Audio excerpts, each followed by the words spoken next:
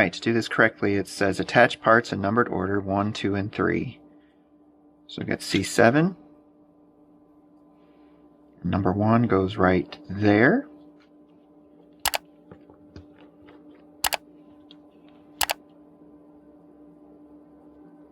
Okay. And both of these go on as 2. This is part C10. Love it. This is where the Tamiya extra thin is really nice. So it just creeps right in there and seals everything up perfectly. Alright. Same thing on the other side.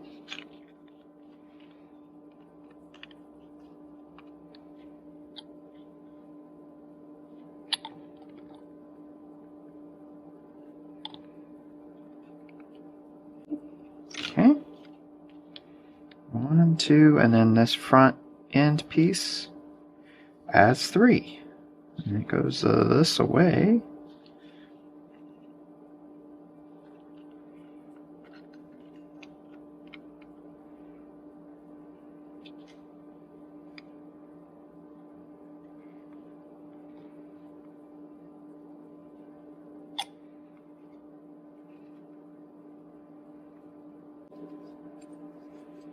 And the rear end, same thing.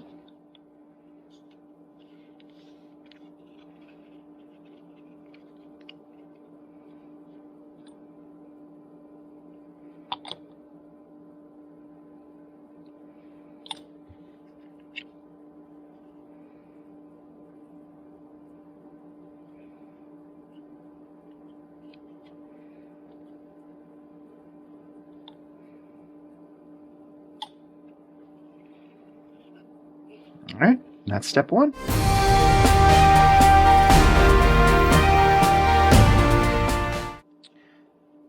Okay, now on step 2, this front end says do not glue these little poly caps in here. And then this is part A20. Just goes right on top, hopefully holds it in place. It does not. Ah, it does if you turn it right. There we go. Now maybe you just don't glue the poly cap, but this has to get its hot glue, otherwise it's not going to stay on. There we go. Alright. So a little bit of glue on this, but none on the poly cap's what it's looking at. Alright.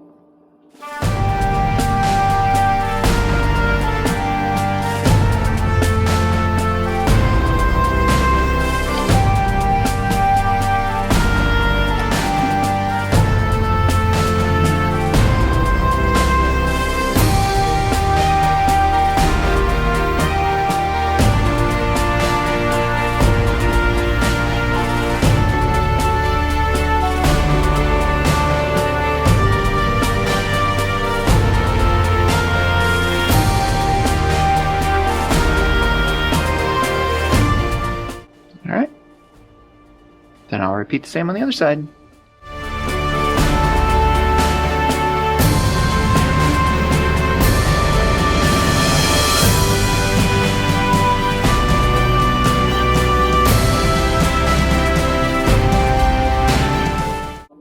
Okay, here's another one that goes in required order. It says to go number 1. And then go in here. Number 2, and it's got to turn just right to get in there. There. So what I'm going to do is I'm going to glue that in first. Because it's going to be easier to get it to hold in there.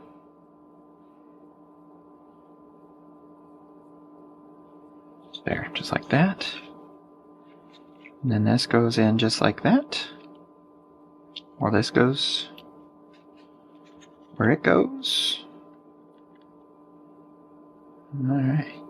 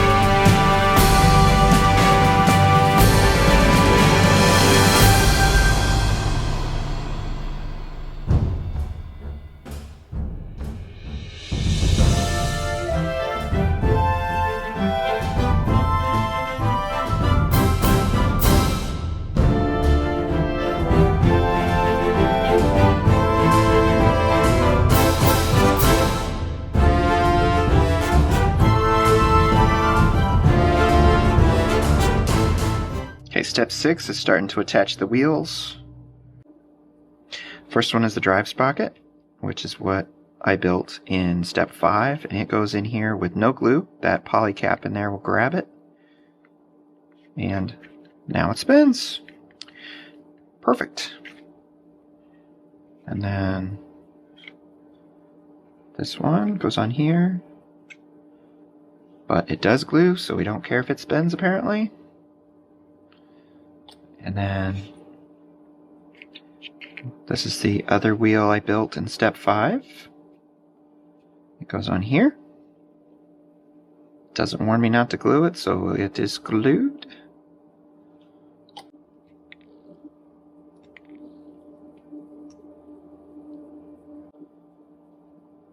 This is a Tamiya file. It's pretty sharp.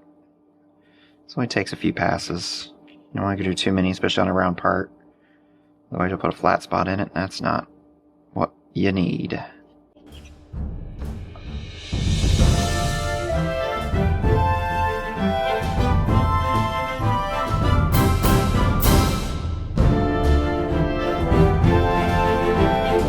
And that goes on there.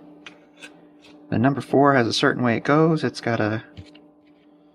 First we get rid of a little bit of here. It's on both sides.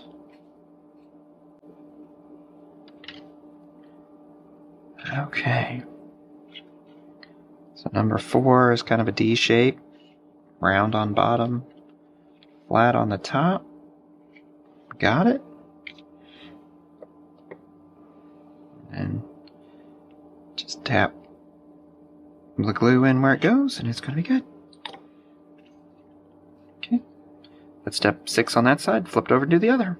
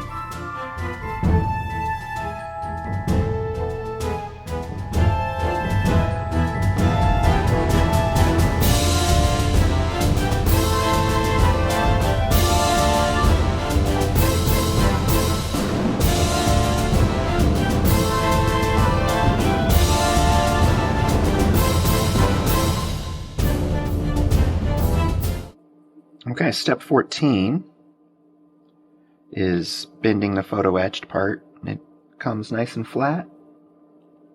And actually this step comes with benders to do this for you. So you've got C14, which is the bottom, and it says to insert the tabs with the notch up. In. There we go. Let's try it this way, though. Ah, better. There is a right way and a wrong way. So, gotta watch that. And then gently bend it down so that it clears the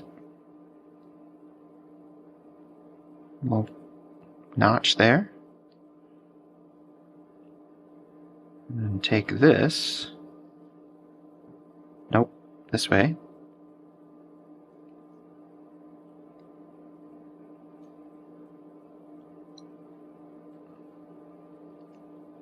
There you go. Press it down. I guess that's your... Now the photo etch part will be bent the way it needs to be. Oops, it's in here.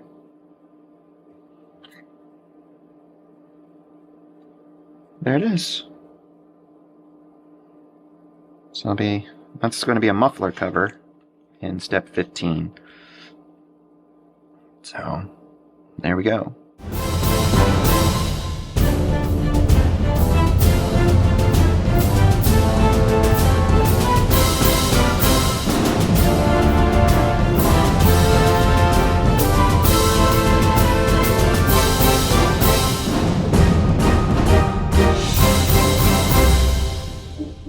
Okay, this is a mix of XF56, which is metallic gray, and XF64, which is a red-brown. I'm using Vallejo's version of the red-brown, because that's what I had. So I guess it's supposed to make this exhaust. This is an exhaust pipe muffler.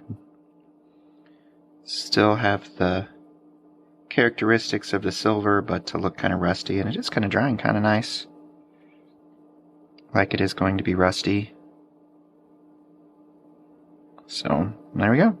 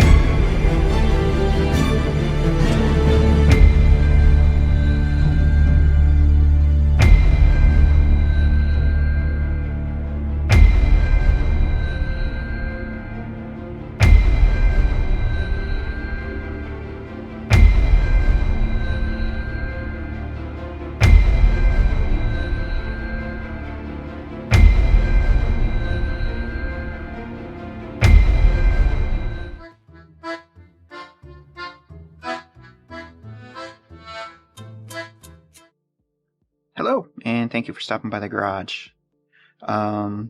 Today I'm going to show you how I paint a 1/35th scale figure. I'm working on the new Panzer I tank from Tamiya, and this is the driver. So I'm going to show how I paint these. I did the 1/48th scale figure, well, it's been about a month or so back, and I got a lot of feedback that everything was too small and it was hard to see. So this time I'm going to try to do it again, zoomed in to the best of my ability and the best of this. I'm using an Osmo action camera, so I'll do the best I can for it to get as close as I can. And actually the feedback, I mean, overall was good on that video, but I have to compliment the people who said, hey, try to zoom or whatnot. It was actually polite advice, so on the internet, that was really great. So thank you for that. And I'm taking my lesson learned and giving it another shot here. So first step is I'm going to prime it. I've got Vallejo gray primer. It's really light. I'm going to prime it, and then I'm going to switch to white and spray white down from the top to look like light from the sun coming down on the figure like it would. Now this is going to be dark gray, so the variations in the light and dark may not come out as well on the uniform, but they will on the face and the hands, so it's still worth doing. So first step, I'm going to get the airbrush loaded and prime this guy.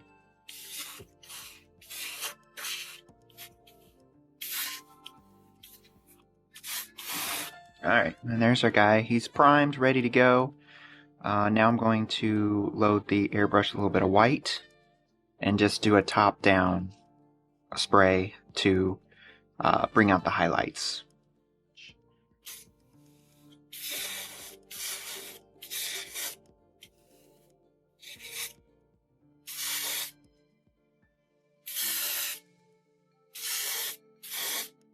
Alright, that's where I'm going to stop. Kind of hard to see the difference, but the highlights are brighter and the crevices are still a little darker. So, and we'll go from there. And that's the last of the airbrush. Everything else is going to be done by hand once that dries and we're ready to go. Okay, so right here's what our guy is going to look like. And I actually misspoke. His uniform is black. The collar of his shirt is dark gray. So first thing I need to do is get all the paints ready.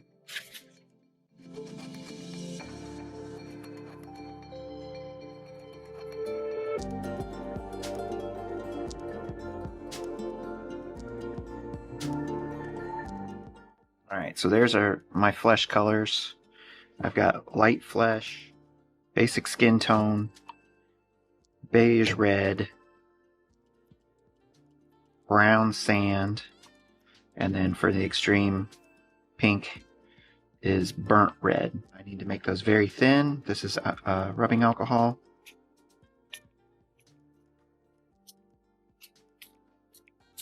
They're very thin now. Okay.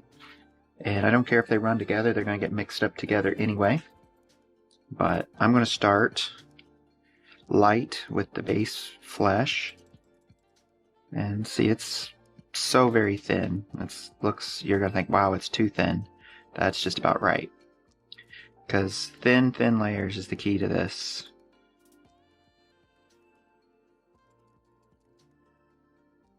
Just give it all a quick coat for this first bit.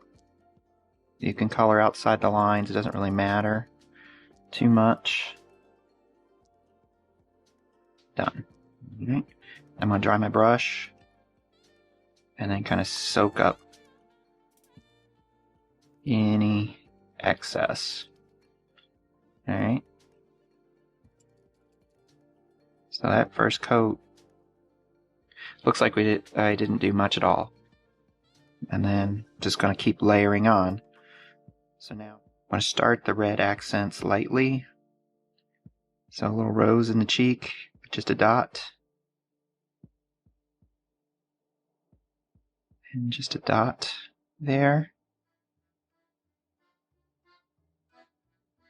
And just a little bit of color in the face. So see, it still looks pretty rough. Now I'll take a little bit of the basic skin tone and a little bit of the beige, very thin, and just kind of lightly go over things.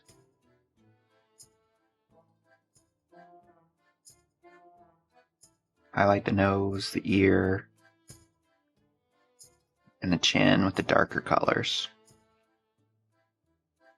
Alright. Okay, now at this stage, in this scale, you may or may not want eyes. These eyes are very tiny, but I'm going to try. Got some black.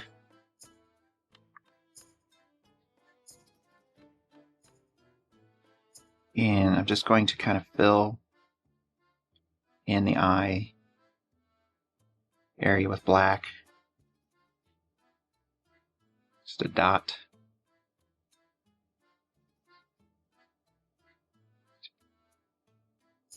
Kind of represent an eye being there.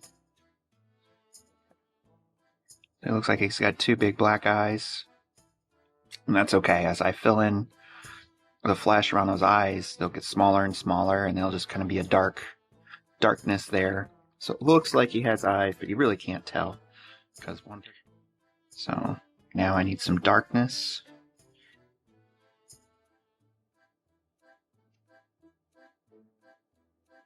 So, you know, under the chin, where it'll be kind of shadowy, we'll put a darker flesh color. Can't see it as much. Maybe the back of the neck. You know, he's out in the sun.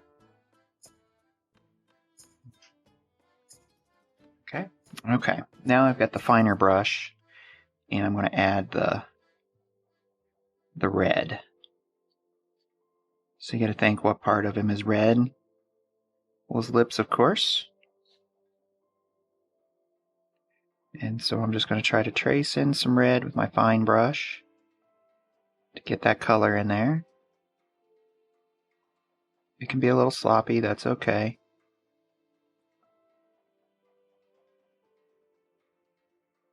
There you go. So now he kind of looks like the Joker. That's okay. That's what I was going for. Now I'm going to go back to my light flesh. Anything that I see is bare, I'm going to go with the light this time. So I can see through these areas.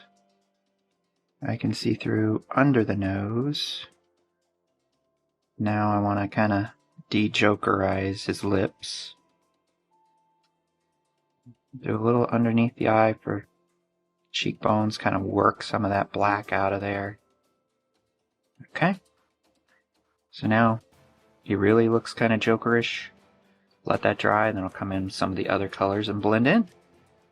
So now we're ready for a blending layer. He really has like some weird Jokerisms going on. So probably won't use that light one anymore, because it's going to be too light for some of the things we're going to do. So this one is the brown sand. I'm going to mix a little bit of that with a little bit of the beige red to get a different color.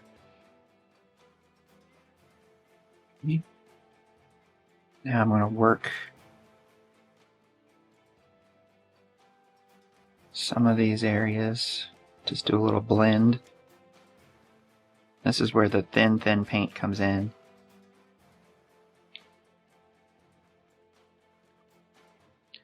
Because it'll just kind of wash together and blend these colors in.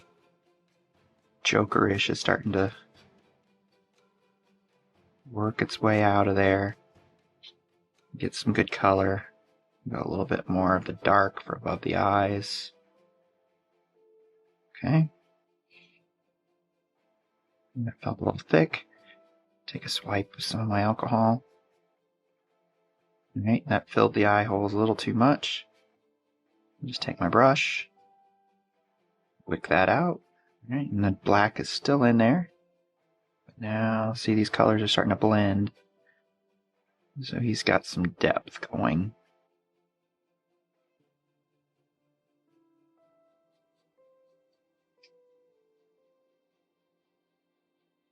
Alright, so I'm just working the various fleshy colors together.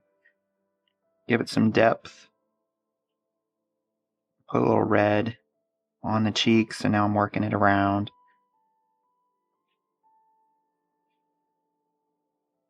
Okay, just a little touch up on the lips. Just to kind of bring them back out. Now I got kind of a dry brush.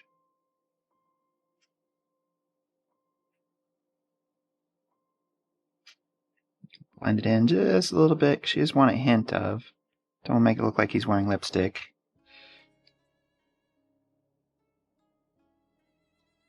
Alright.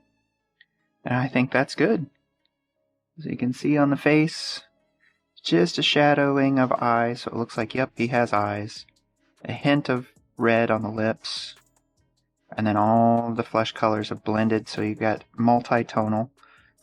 And looking good. And now I'll just repeat the same process with the hands.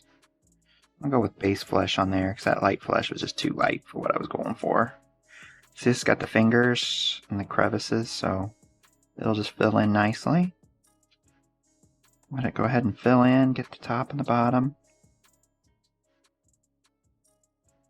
Okay, and dry your brush and kind of wick some of that out. This is just the first base layer.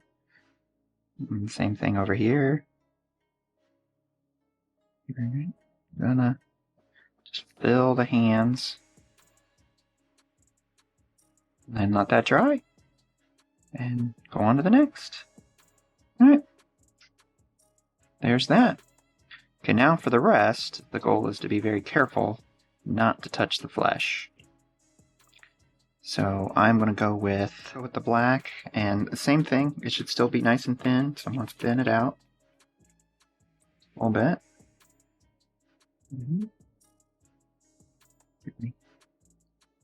It's really watery, thin black. And then just start washing it on. There we go. It's literally a wash. Now that I got the bottom, I need a clip. There we go. There you got a little handle to hold on to. And then do the same thing with the upper body. Being careful not to get in contact with the flesh.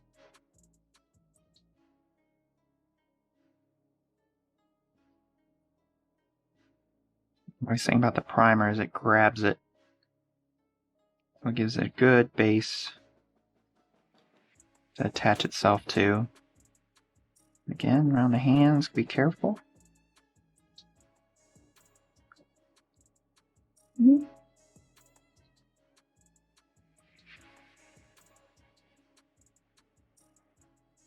Just getting some of the excess off. Kind of. Alright. Now, same thing for the hat. Skin is nice and thin, so it fills in the crevices. Gotta be careful. Get the cap, but not the face. Let's see if I can see where the cap ends and the face begins, which is right there. Okay.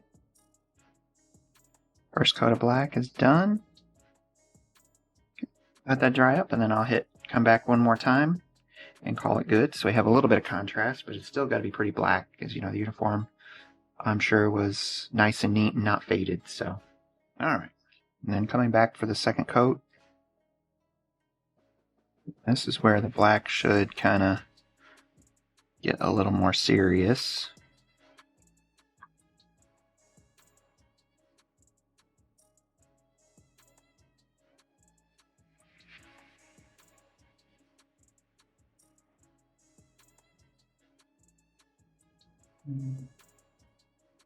Want the black to really thick now. The pants are right there where I need them to be.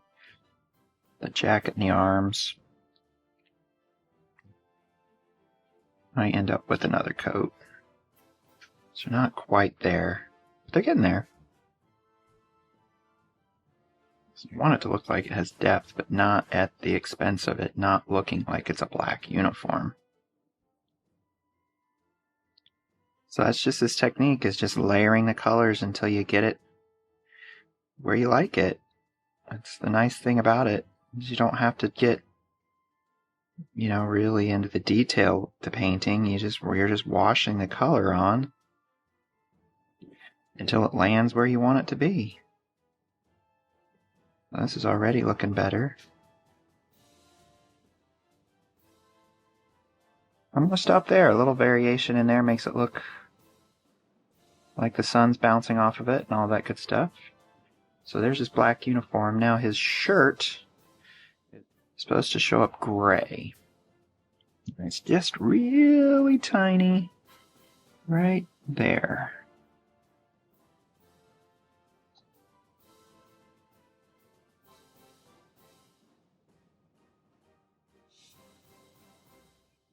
Alright, you can't really tell, but his shirt is now gray. Now the finishing touch is he's got a silver belt buckle. So I'm going to get this downward stable. It's raised, so I'm just going to dab the, I guess it's silver chrome. X11 is what it called for. Okay, and then he also has an insignia on his helmet, or his hat. Goes right there. There's actually a sticker that's going to be there, but it says to put a dot where the sticker goes. So it must add some depth, I suppose. Almost forgot his hair. Doesn't say to do this, but it's on there, so I can tell he has hair. So I'm going to paint hair.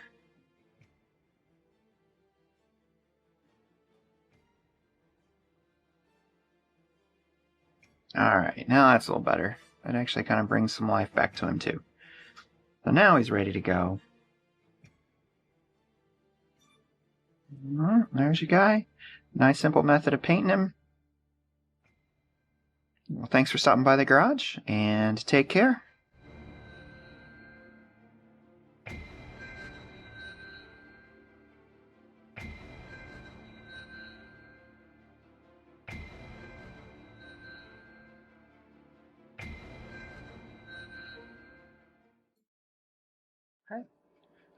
This thing is built. Tanks I like to build, and then I go back and paint them afterwards. So first I'm going to do a nice layer of primer, and then I'll go back and do some dark around the lines and hatches and stuff, a little pre-shading. So first step is to prime it. Start this way.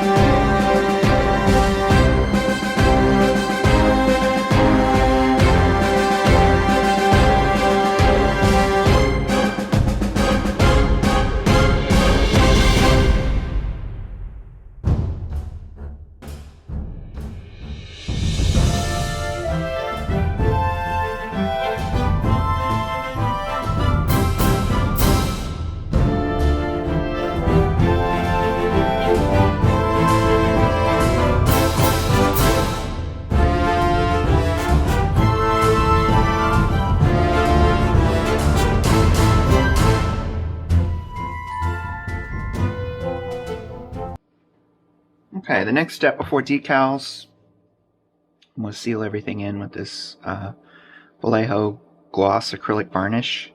I found this giant bottle of it. Oh, how big is it?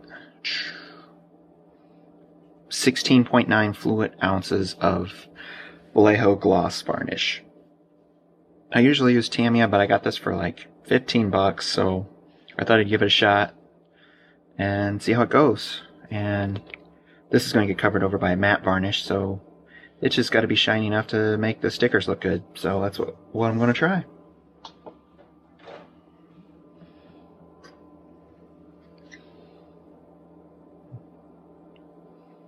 I got my 0.5 needle in here, about 18 psi.